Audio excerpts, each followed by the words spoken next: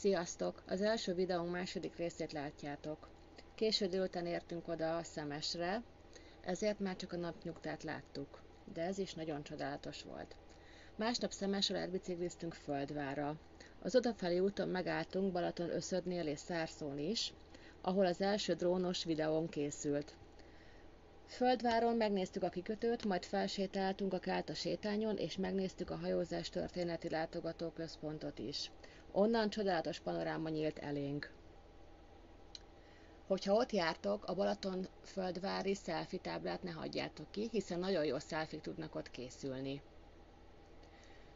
Másnap az úti cél Tihany volt. A kompozás helyett lakóautóval mentünk körbe a látnivalók miatt. Bicikli felvonulás miatt nehézkes volt a közlekedés, ezért mi is biciklire pattantunk, amikor odaértünk. Első körben a tihanyi apátságot néztük meg, majd gyönyörködtünk a tájban. Gomborca Artúr és társai. Ha ott jártok, a málnás kürtös kalácsot ne hagyjátok ki, mert isteni finom volt. Rengeteg árust és éttermet láttunk, levendula illat volt mindenhol, amit imádok. Pár szuvenírt is már vettem magamnak, ha már ott vagyok.